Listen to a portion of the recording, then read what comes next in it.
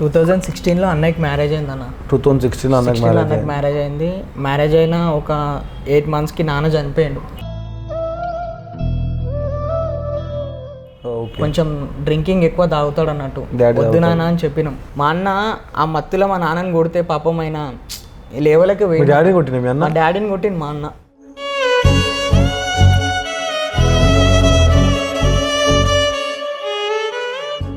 ఆ పిల్ల మాటలు వినేసి మా డాడీని కొట్టిన తర్వాత అర్థమైంది మా అన్నకి. అర్థమైనాక ఏం లాభం మన డాడీ లేనప్పుడు. రోడ్డు మీదకి ఎక్కగానే మా అన్న ఫోన్ చేసిండు, పాప చనిపోయిందిరా అన్నాడు.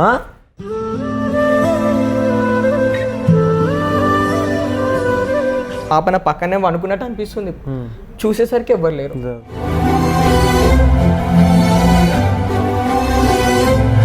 వద్దురా, ఒక్కసారి మనసు ఇరిపోయినాక నేను ఎట్లా రాగలుగుతా అంటుంది.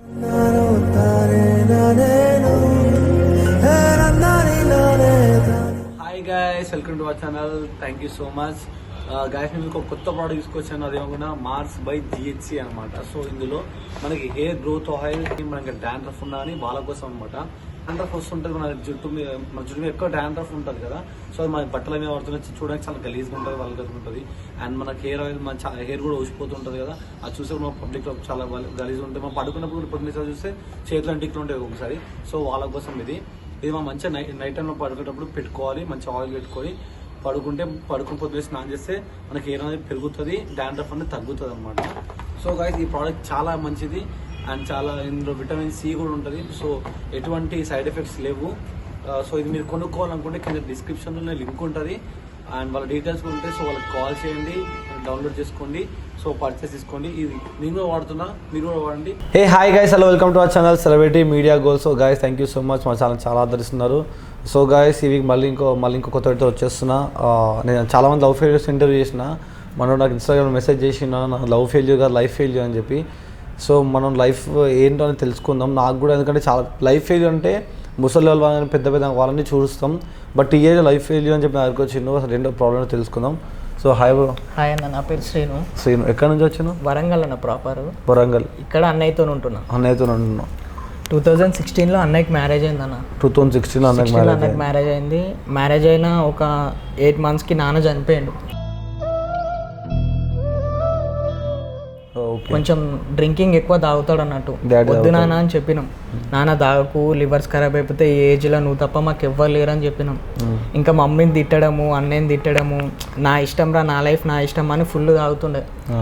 తాగి మొత్తం లంగ్స్ ఖరాబ్ అయిపోయినాయి అన్న. ఒక రోజు నేను స్కూల్కి వెళ్ళిపోయినాక మా అక్క వచ్చింది స్కూల్ దగ్గరికి. అరే నాన్నకి ఇట్లా కడుపులో పెయిన్ అవుతుందంటారా, ఫుల్ పెయిన్ అవుతుందంట అంటే, ఎందుకక్క ఎప్పుడైనా అట్లయినా తాగుతాడు కదా, తినక అయిందేమో అనుకొని నేను లైట్ తీసుకున్నా. అక్క వేరే డాక్టర్, మొత్తం నేను మా అన్న అంతే. అక్క అంటే మా రిలేటివ్ అక్క. ఇట్లా నాన్నకి ఇట్లా అయిందిరా, ఇట్లా అని చెప్పింది. నేను వచ్చిన బ్రో, వచ్చేసరికి ఇంటి దగ్గర ఉన్న హాస్పిటల్ దగ్గర తీసుకొచ్చారు. అయినా మాకు చిన్నప్పటి నుంచి తెలుసు మా నాన్న డాక్టర్. చిన్నప్పటి నుంచి వెళ్ళి మా నాన్నకి నాకు అందరికి ఆయన దగ్గరికి వెళ్తాం, ఫ్యామిలీ డాక్టర్. ఆయన ఏమన్నాడు, ఒకటే మాట అన్నాడు, నేనైతే మీ డాడీకి ఇంజెక్షన్ వేయలేను, అస్సలు వేయను అన్నాడు. ఎందుకు పెద్దనా పెద్దనా అంటే, వేయనురా శ్రీను, నేను మీ డాడీని ములుగు తీసుకెళ్ళు, నేనైతే ఇక్కడ ఇంజెక్షన్ వేయ, ఆయన తాగుతాడు, ఒక్కొక్కసారి ఇంజెక్షన్ పడదు, ఏమో మేబీ మీ నాన్న ఉండొచ్చు ఉండకపోవచ్చు అన్నాడు. ఆయననే చెప్పేసిండు, ఉండొచ్చు ఉండకపోవచ్చు అన్నాడు. నేనేం చేసిన, ఇమీడియట్లీ అంబులెన్స్కి ఫోన్ చేసి అంబులెన్స్ రాలే. ఫుల్ వర్షం కొడుతుంది, ఏమో అన్న ఒక్కటే విలేజ్ అన్నాక చాలా ఉంటుంది. ములుగు అన్న, వరంగల్ డిస్ట్రిక్ట్. ములుగే మొత్తం. అక్కడ అందుకు అంబులెన్స్ ఫెసిలిటీస్ లేవా మీకు? లేవా అన్న, అది రీసెంట్గానే హాస్పిటల్ మంచి చేసారు. అంతకుముందు ఒక 2-3 years బ్యాక్ వరకు మొత్తం నార్మల్గా ఉంటుండే. ఒకటే అంబులెన్స్ మొత్తం అంతా తిరగాలి కదా, అట్లా ఉంటుండే అన్న. అంబులెన్స్ ఫోన్ చేస్తే వాళ్ళే ఫుల్ వర్షం పడుతుంది అన్నారు. ఫుల్ వర్షం పడుతుంది, ఇంకా ఫోన్ చేస్తే రాలేడు. నేను ఇంకా కిరాయాతో మాట్లాడినా, 100 rupees ఇస్తే ఆయన వచ్చిండు. నేను మా నాన్న మా అత్తమ్మలు ఇద్దరు ఉండే, మా అత్తమ్మ మామ అందరం కలిసి వెళ్ళినామన్న. వెళ్ళంగానే హాస్పిటల్ దగ్గరికి వెళ్ళంగానే ఫస్ట్ అప్పుడు మాట్లాడుతుండు కానీ కడుపులో బాగా పెయిన్ అవుతుందని చెప్తుండు. అరే పెయిన్ అవుతుంది అంటే మా అత్తమ్మ ఏం చేసింది, కొంచెం మజ్జిగ కలిపింది అన్న. పోయేటప్పుడు ఒక ప్యాకెట్ తీసుకుంది, కడ్ ప్యాకెట్ మజ్జిగ కలిపింది, తాగిపించింది. ఎందుకంటే తాగినప్పుడు మన తినలే కాబట్టి ఇట్లా పెయిన్ అవుతుందేమో అనుకుని తాగిపించింది. అయినా కూడా నాకు చాలా పెయిన్ అవుతుందిరా అనుకొని కడుపులో ఇట్లనే పట్టేసుకున్నాడు అన్న. ఇంటికి చేయి తీస్తలేడు ఇక. మీ అన్న మీ మమ్మీ అందరు ఎక్కడ ఉన్నప్పుడు? మా మమ్మీ పనికి పంపించేసింది మా మమ్మీని. నువ్వు వద్దు పనికి వెళ్ళు అంటే, మా అమ్మకి ఎందుకు ఉండబుద్ది అయింది ఇంటి దగ్గర. నేను ఉంటానే అంటే, వద్దు నువ్వు పనికి వెళ్తేనే మనకు పైసలు వస్తాయి. ఇప్పుడు చిన్నోడు చదువుకుని పెద్దోడు పెళ్లి చేసుకొని వేరైపోయిండు. వేరైపోయినా నా నాన్నతో ఒళ్ళు పెట్టుకొని వేరైపోయిండు. వేరే దగ్గరికి వెళ్ళిపోయింది. మీ అన్నకి మీ డాడీకి ఎందుకు ప్రాబ్లం? మా వదిన వాళ్ళ అన్న. ఓకే. మా వదిన వల్ల ప్రాబ్లం వచ్చింది. పెళ్లి చేసుకున్నాక ఏమైందంటే, మా నాన్న కామన్గా తాగేసి మా అమ్మని తిడతాడు కదా. ఆమె ఏమనుకుంది, ఆమెనే తిడుతున్నాడు ఏమో అనుకుంది. చిన్నప్పటి నుంచి మేము చూస్తాం కదా, మా నాన్న మా అమ్మని తిడతాడే లేదు. ఒక గలీజ్ వాడు అన్నాడు అన్నట్టు నాన్న. అమ్మనంటే మా అన్న ఇంటి ముందు ఇంటిగా టీవీ చూస్తుండు. వెళ్ళేసి చెప్పేసింది, మీ నాన్న నన్ను ఇట్లా గలీజ్గా తిడుతుండంటే మా నాన్న బాగా తాగేసి ఉన్నాడు. మా అన్న ఆ మత్తులో మా నాన్నని కొడితే పాపం అయినా లేవలకి మా డాడీని కొట్టింది మా అన్న.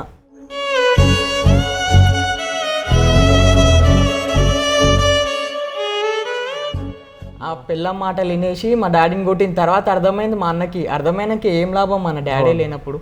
అర్థమైంది మా అన్నకి. అది హాస్పిటల్ ఏమైందంటన్నా, చెప్పులు బయట ఇప్పేసిండు అన్న. ఆ బెడ్ కూడా క్లీన్ లేదన్న. అప్పుడే ఏమో బ్లడ్ వామిటింగ్ ఏమో అయినట్టుంది. ఆ బ్లడ్ అట్లనే ఉంది, బెడ్ మొత్తం క్లీన్ చేస్తాం ఆగు అంటున్నారు వాళ్ళు. మా నాన్న పోయి పడుకున్నాడు. నాకు బతకాలని ఉంది, నేను బతుకుతా, ప్లీజ్ తొందర రాండి రాండి అని పిలుస్తున్నాడు ఆడ.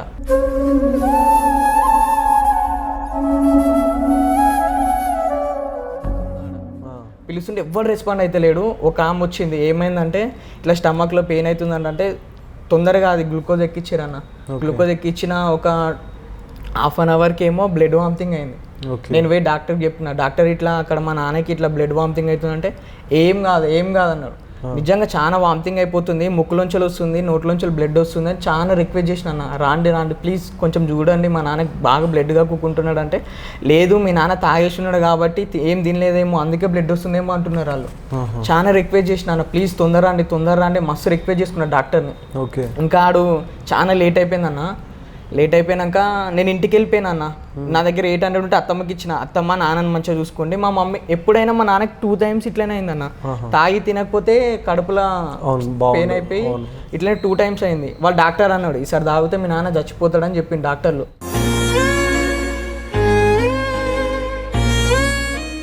మా నాన్నని అట్లా కాపాడుకుంటూ వచ్చినాం. ఇంకా స్కూల్కి వెళ్ళిపోయినాక మేము చూడలేము కదా తాగుతున్నాడా ఏం చేస్తున్నాడా. ఇంకా అట్లా అయిపోయిందని ఇంటికాడ మమ్మీ వచ్చింది. అప్పుడే మమ్మీకి ఫోన్ చేసి ఆఫ్టర్నూన్ అమ్మ వచ్చింది పని దగ్గర నుంచి. అమ్మ ఇట్లా నాన్నకి ఇట్లా అయిందంటే నేను మా అమ్మని తీసుకొద్దాం, మా అమ్మకి తెలియదు కదా, అమ్మని తీసుకొద్దామని వచ్చేసరికి మా నాన్న అడిగిందంట, చిన్నోడేడి ఒకసారి చూస్తావా అని, ఒక్కసారి చూపెట్టాను అని మస్తు రిక్వెస్ట్ చేసినట్ట మా అత్తమ్మని.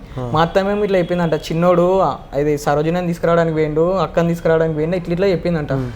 నేను వచ్చేసరికి మా అత్తమ్మ పెరుగు తాగిపించింది. మా మామ ఫోన్ చేసిండు, మేమే వస్తున్నాం రా ఇంటికి అని. నాన్న చనిపోయిందని చెప్పలే.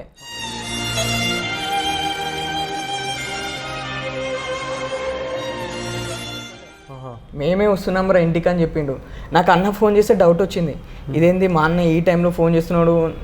నాన్నతో గొడవైనాక మా నాన్న అన్నాడు, నాకు చిన్న కొడుకే ఉన్నాడు, నువ్వు లేవనుకుంటా, నేను పెళ్ళ మాటలని ఫ్యామిలీని దూరం చేసుకున్నావు, ఎంత అనుభవిస్తావు అంటే, మా అన్న మా రిలేటివ్ ఒక అన్న ఉంటాడు అన్న, సిఐ అన్న దగ్గర కార్ డ్రైవర్గా చేసిండు సిరిసిల్లలో.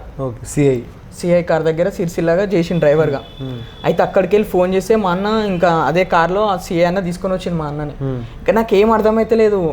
ఇంకా నేను మా స్కూల్కి వెళ్ళిపోయినా, మీ డాడీ ఎట్లా ఉన్నాడు రా అది అని అడిగారు. స్కూల్ నుంచి డైరెక్ట్ వచ్చినా కదా, బ్యాగ్ తీసుకోలేను ఏం తీసుకోలేను. స్కూల్కి వెళ్ళిపోయినాక నేను ఇంకా హ్యాపీగానే ఉన్నా. మా నాన్నకి ఏమవుతుందిలే, చాలా టైమ్స్ ఇట్లా అయింది ఏమవుతుంది అనుకున్నా. స్కూల్కి వెళ్ళినా అందరు సార్ వాళ్ళు అడిగారు, సార్ని లీవ్ అడిగి వస్తా కదన్న. సార్ని అడిగితే ఏమన్నాడు అంటే, మీ డాడీ ఎట్లా ఉన్నాడు అంటే, సార్ మంచిగా ఉన్నాడు సార్, నార్మల్ సార్, ఏం కాలేదు, జస్ట్ తాగడం వల్ల ఇట్లా అయిందని చెప్పిన. చెప్పంగానే ఇంటికి వచ్చేసరికి అంబులెన్స్లో డెడ్ బాడీ తీసుకొచ్చిరన్న.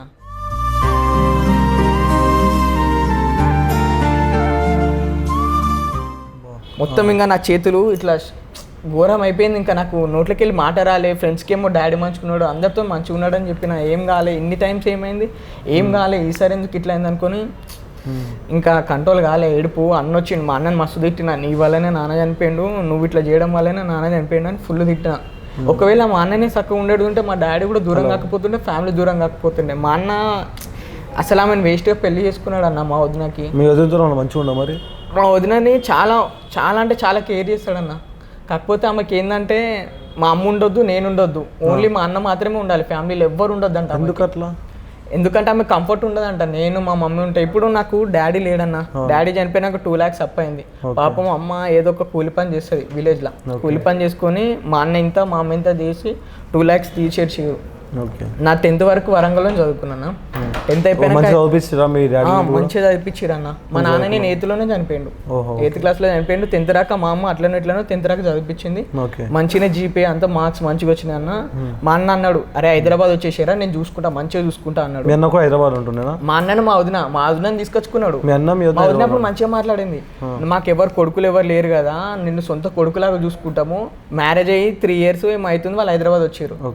నిన్ను సొంత కొడుకులాగా చూసుకుంటాం దా అంటే నేనేమనుకున్నా అరే నాకు కూడా ఎవరు లేరు, అక్క చెల్లెలు ఎవరు లేరు, నేను మా అన్ననే మంచిగా చూసుకుంటుందేమో మా వదిన అనుకొని వచ్చిన అన్న. కొన్ని రోజులు మంచిగా మా అమ్మ నాన్న వదిలేసిన. ఎందుకు అట్లా? మా అమ్మ కొన్ని రోజులు అయినాక వస్తా అన్నది. మా అమ్మ కూడా కొన్ని రోజులు అయినాక వచ్చింది.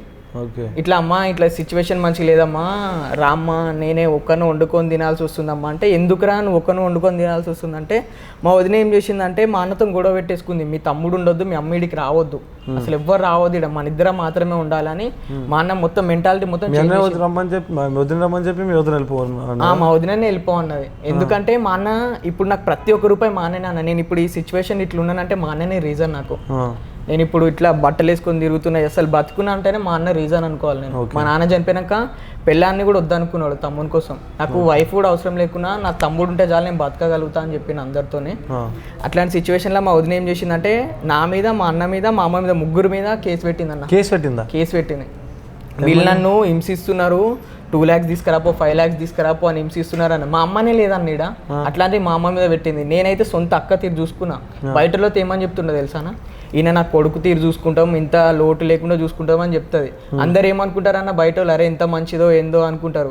ఎప్పుడైనా నేనే కోపంగా అంటా కదా, అరే వదిన నువ్వు వదిన షాప్కి నేను వదిన అంటా కదా, అప్పుడు వాళ్ళే అంటారు అరే ఇంత మంచిగా చూసుకునేట ఆమెకి నువ్వెందుకు అట్లా ఎదురు సమాధానం మాట్లాడుతూ ఉంటావు. వాళ్ళకి తెలియదు కదా అన్న లోపల ఏం జరుగుతుందో. వెళ్ళిపోయింది, కేసు పెట్టింది. 2 years రాక రాలే అన్న. అప్పుడు ప్రెగ్నెంట్ ఉంది ఆమె. మా వదిన ప్రెగ్నెంట్ ఉంది, వెళ్ళిపోయింది. 2 months ప్రెగ్నెంట్ ఉన్నప్పుడు వెళ్ళిపోయింది. నేను ఇంకా రాను, మీ ఫ్యామిలీ అవసరం లేదు, అది అవసరం లేదు, ఇది అవసరం లేదు అని కేసు పెట్టేసింది. వెళ్ళిపోయింది. వెళ్ళిపోయినాక నేనే చెప్పిన అన్న లైఫ్ అన్న ఇది వద్దు, నేను మంచిగా చెప్తున్నా అన్న, నేను వదినని తీసుకొచ్చుకుందాం.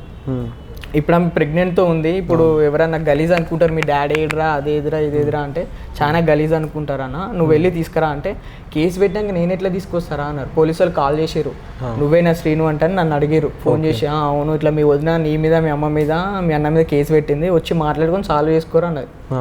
మా అన్న పోయిండు, నేను పోలే అన్న. అప్పుడు ఎగ్జామ్స్ ఉన్నాయి ఇంటర్వ్యూ, నేను పోలే, మా అన్న పోయిండు. మా అన్న, మా అమ్మ, మా పెద్దన్న వాళ్ళు అందరు కలిసి పోయారు. పోయిన దాని తర్వాతకి వాళ్ళ తమ్ముడు గలీజ్గా అన్నాడంట అన్న. మా వదిన వాళ్ళ తమ్ముడు మా అన్నని, అరే లంజోడికి ఎందుకు వచ్చినావురా ఇడికి, మా అక్కను కొట్టి పంపించినావు అది ఇది అని అన్నాడు. మా అన్న ఏమో అసలు వాళ్ళ తమ్మునికి తెలియదు కదా, ఎవడన్నా అక్కని వెనకేసుకోతారు, ఎంత చెడ్డదన్నా అది అంతే కదా, వెనకాల వేసుకొని వచ్చారు. అయితే మా అన్నని కాలర్ పట్టుకొని వచ్చిందంట ఆడు. ఎవడరా అయినా కూడా మా అన్న ఏమనలేదు. నేను చెప్పిన అన్నాడు ఏం గొడవలు వద్దు, మా అన్న నా మాట వింటాడు, నేను మా అన్న మాట వింటా. ఒకటే మాట చెప్పిన అన్న, ఎంత పెద్ద గొడవ అయినా ఏమైనా వదిన మంచిగా ఉంటే చాలు, ఇప్పటికైనా చేంజ్ అవుతుందేమో అన్న, ఒక ఛాన్స్ ఇచ్చి చూడు చేంజ్ అవుతుందని చెప్పిన. సరేరా తమ్ముడు, నువ్వు చెప్పినట్టు, మామూలు చెప్పినట్టు, అందరు చెప్పినట్టు నా మనసాక్షిగా నేను తీసుకొచ్చుకుంటా ఆమెని, మళ్ళీ ఏమైనా చేస్తే మాత్రం నేను బతకలేను అన్నాడు. సరే అన్న తీసుకొచ్చుకో అని చెప్పినాం. తీసుకొచ్చిండు. తీసుకొచ్చిన దాని తర్వాతకి కొన్ని రోజులు మంచిగా ఉందన్న. పాప ఉండే, పాప పుట్టింది. 5 months అప్పుడు వచ్చిందన్న పాప పుట్టింది. అప్పుడు ఇంకా నాకు టైఫాయిడ్ ఫీవర్ వచ్చిందన్న. నాకు టైఫాయిడ్ ఫీవర్ వచ్చి నేను ఇంటికి వెళ్ళిపోయినా. హాలిడేస్ ఇచ్చి నాకు కోవిడ్ టైంలో ఇంటికి వెళ్ళిపోయినా. అన్న ఇట్లా వెళ్ళిపోతా అన్న, పాపం అమ్మ ఒక్కతే ఉంది కదా, ఈ కొన్ని ఒక 1 week అన్న పోయి ఎంజాయ్ చేసి అన్న అమ్మతోనని చెప్పిన. సరేరా తమ్ముడికి ఎన్ని రోజులు కావాలంటే అన్ని రోజులు ఉండు, హాలిడేస్ మొత్తం ఎంజాయ్ చేసిరా విలేజ్లో అన్నాడు. సరే అన్న అని పోయినా. నేను పోయి నాకు ఎందుకు అన్న ఇంటి దగ్గర ఉండబుద్ధి అయితే లే. పాప నాతో నా పక్కన పడుకుంటుండే, చిన్న పాప. ఇంకా ఆమెకు మాటలు రావు, ఏం రావు, పక్కన పడుకుంటుండే. ఇంకా సడన్గా ఎందుకో నాకు పాప దగ్గరికి వెళ్ళాలనిపించింది. మా అమ్మతో చెప్పిన, అమ్మ నేను పోతామ్మా, పాప ఒక్కతే ఉంటుంది, పాపం వదిన ఇంట్లో పని చేస్తుంది, అన్న ఆఫీస్కి వెళ్ళిపోతాడు, ఇంకా పాపని ఎవరు ఆడిపిస్తారమ్మా అని నేను వచ్చేసిన అన్న. నేను వద్దామనుకొని మొత్తం బ్యాగ్ అంతా రెడీ చేసుకొని రోడ్డు మీదకి ఎక్కిన. రోడ్డు మీదకి ఎక్కగానే మా అన్న ఫోన్ చేసిండు, పాప చనిపోయిందిరా అన్నాడు.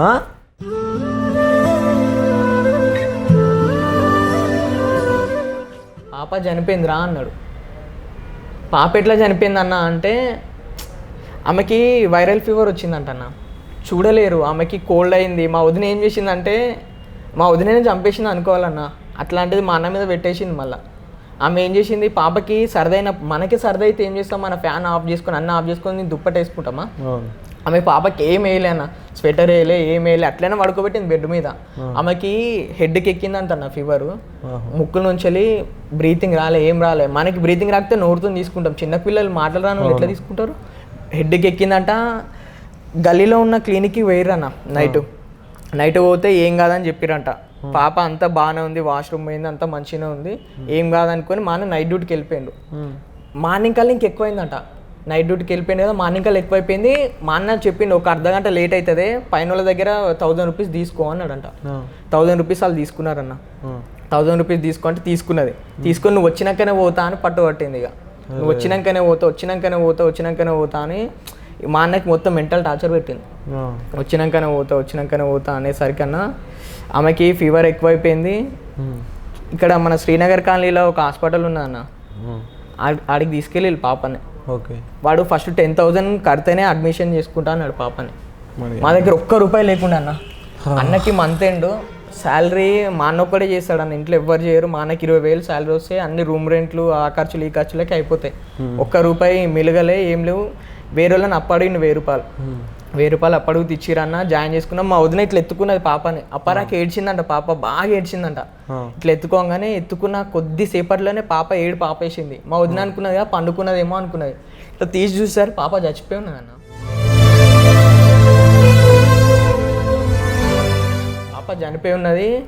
ఇంకా ఎవరికి మా వదిన అన్న కళ్ళు తిరిగి పడిపోయింది. మా అన్నకి ఇంకేం మాటలు వస్తలేవు. ఇంకా ఎంత గ్రాండ్గా అనుకున్నారు అంటే 1 lakh ఉండే అన్న, అంతకుముందు వేరే వాళ్ళకి అప్పు ఇచ్చినాయి. ఏమనుకున్నారు, పాప బర్త్డే ఇంత మంచి సెలబ్రేట్ చేయాలి, అట్లా ఇట్లా విలేజ్కి వెళ్దాం. పాపకి 5th month ఎండ్ అవుతుందన్న. 6th monthలో ఇంటికి వెళ్ళి మంచిగా ఫ్యామిలీ అందరితోనే ఒక ఫంక్షన్ లాగా పెట్టి ఎంజాయ్ చేద్దాం అని చెప్పింది మా అన్న. నేను కూడా అన్న ఫుల్ ఎంజాయ్ చేద్దాం అది అని అన్నాం. పాప చనిపోయినాక మళ్ళీ కేసు పెట్టింది అన్న. మా అన్ననే చంపేసింది అంటుంది.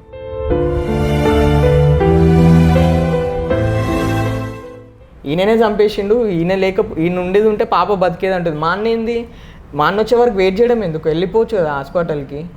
పైన వాళ్ళు ఉన్నారు, మా రిలేటివ్స్ ఉన్నారు, వాళ్ళు 1000 రూపీస్ ఇచ్చారు. ఎల్లురా పాపకి ఫీవర్ ఎక్కువ అయ్యేటట్టుంది, ఎల్లు అంటే మంచిగా వెళ్ళొచ్చు కదా. వెళ్ళకుండా వెయిట్ చేసింది. పాపని ఇద్దరు కలిసి చంపేసుకోరు విలేజ్కి. అదే పాపని, చిన్న పాపని 4-5 months పాప ఇంటికి తీసుకొచ్చిలన్న. ఇంకా ఆమెను ఇంటికి తీసుకొచ్చి మా ఇంటి దగ్గరలోనే ఆమెకి ఇంకా డెడ్ బాడీ అదంతా బొందబెట్టేసారు. ఇంకా మా వదిన మనిషి కాలే ఇంకా ఆమెకి. ఇక పాప చనిపోయినాక ఎట్లుంటుంది. మా అన్న అయితే డ్రింకింగ్కి అలవాటు అయిపోయింది అన్న. పాప చనిపోయినాక చాలా మర్చిపోలేకపోయిండు. నేను వీళ్ళని వదిలేసి ఆ రూమ్ వద్దు, పాప చనిపోయిన రూమ్ వద్దు, వేరే రూమ్లో ఉందామన్నారు. వేరే రూమ్ చూడడానికి ఎట్లయినా నేను ముందు రావలేదన్న. 3 days నేను ఒక్కనే ఇంట్లో ఉండే అన్న. ఫుల్ భయమైంది, పాప చనిపోయింది కదా, ఫుల్ భయమైంది నాకు. ఎందుకంటే పాప నా పక్కనే అనుకున్నట్టు అనిపిస్తుంది. చూసేసరికి ఎవ్వరు లేరు.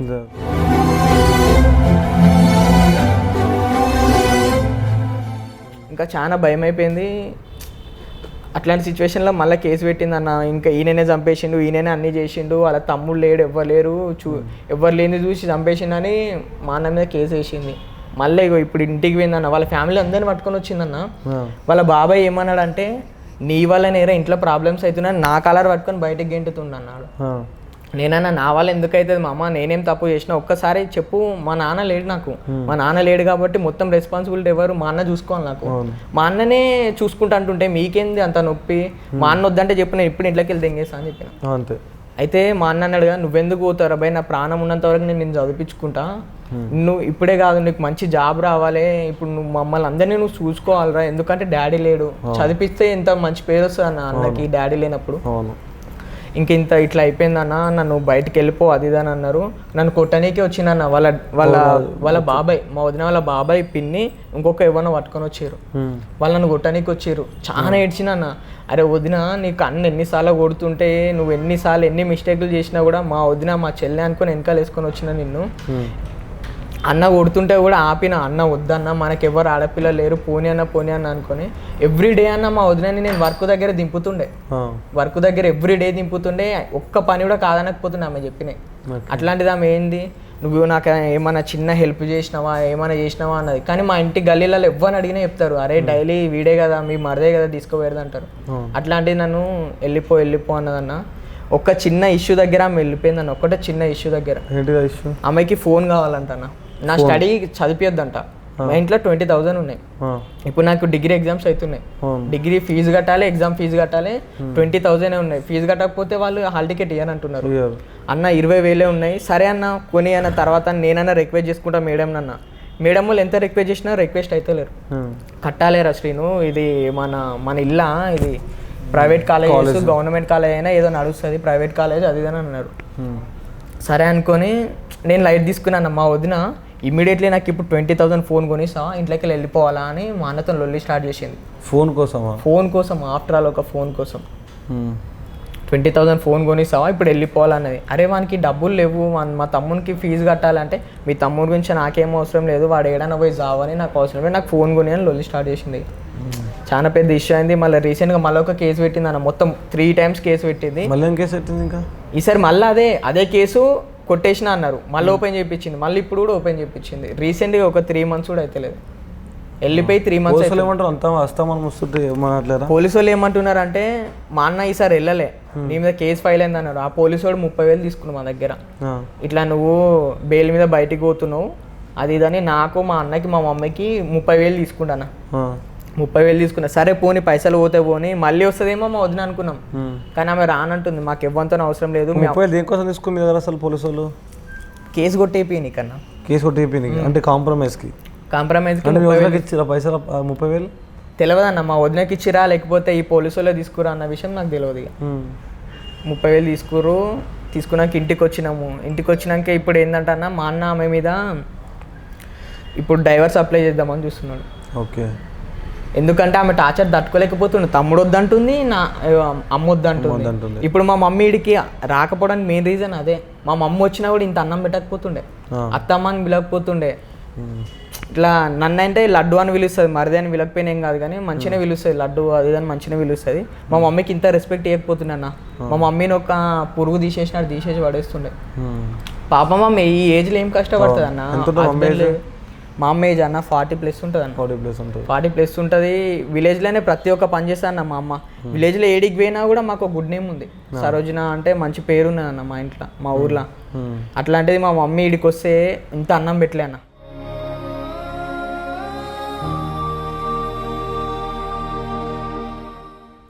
పాపం ఆమె ఎంత టార్చర్ అనుభవించిందంటే, నాన్న నువ్వు కూడా ఉండకరేడా, నేను చంపేస్తారు వాళ్ళు, అన్నం పెట్టకుండా అది పెట్టకుండా అన్నది. సరే అమ్మ ఏం కాదమ్మా, అన్నున్నాడు కదా, నేను ఉండి చదువుకుంటామ్మా. మళ్ళీ మా విలేజ్కి వెళ్తే అన్న స్టడీస్ అంతా హయ్యర్ స్టడీస్ ఏమి ఉండవు కదా అన్న, మంచి స్టడీ కూడా ఉండదు. అమ్మ నేను నేనే చదువుకుంటామ్మా అంటే సరే నాన్న అన్నది. పాపం మా అమ్మని ఎల్లగొట్టిందన్న మా వదిన. నువ్వు వీడికి వెళ్ళిపోతేనే నేను మీ కొడుకుతో సంసారం చేస్తా, లేకపోతే నాకు ఇవ్వడొద్దు అన్నది. సరే కొడుకు హ్యాపీనెస్ కోసం అని మా అమ్మ విలేజ్కి వచ్చేసింది. ఇప్పటికీ రా అంటే నేను రానంటుంది. ఆమె లేదు కదమ్మా రా అంటే, వద్దురా ఒక్కసారి మనసు ఇరిపోయాక నేను ఎట్లా రాగలుగుతా అంటుంది.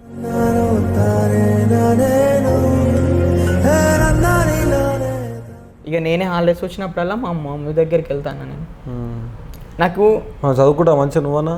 చదువుకుంటున్నాను, ఇప్పుడు డిగ్రీ సెకండ్ ఇయర్. నేను డిగ్రీ సెకండ్ ఇయర్. మంచి చదువుకో. మీ అన్నని మీ వద్దున వస్తారో సెకండరీ. మమ్మీని అన్నది మంచిగా చూసుకో. మా మమ్మీని అయితే మంచిగా చూసుకోవాలన్న. నాకు ఒక డ్రీమ్ ఉందన్న. మా అన్న ఇంత కష్టపడి చదివిస్తున్నాడు, మా అమ్మ ఇంత కష్టపడి చదివిస్తున్నాడు, నన్ను ఇద్దరు కలిసి ఒక మంచి స్టడీ మంచి చదువుకొని ఏదో ఒక జాబ్ చేసి ఫస్ట్ మా అమ్మని ఒక మంచి ఇంట్లో పెట్టాలన్న. ఎందుకంటే విలేజ్లో కూడా ఇల్లంతా మంచిగా ఉండదన్న. ఏదో వర్షం వచ్చినప్పుడు నీళ్ళు కారడము అది ఇది. పాపం ఆమె చాలా రిస్క్ పడి ఉంటుంది. రీసెంట్గా అమ్మకు ఒక యాక్సిడెంట్ అయిందన్న. మాకు ఒక గొర్రెపిల్లి ఉంటుంది, అది మే పని, కానీ మా అమ్మ బయటకు వచ్చింది. ఎవడో ఆటో వచ్చి సడన్గా గుద్దేసిందంట మా మమ్మీ.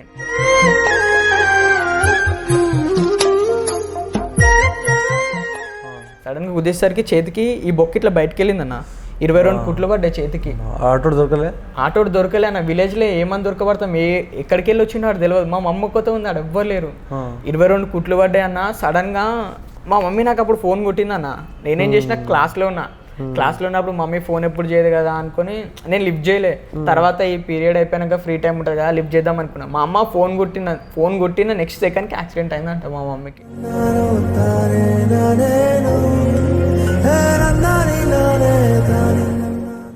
నేను అనుకున్నా నాతో మాట్లాడితే, అప్పుడేమో మా నాన్నని మిస్ చేసుకున్నా. చూడాలన్నాడు, మా నాన్నని మిస్ చేసుకున్నా. ఇప్పుడేమో మా మమ్మీ ఫోన్ రిసీవ్ చేసేది ఉంటే ఆమెకు యాక్సిడెంట్ కాకపోతుండేనేమో.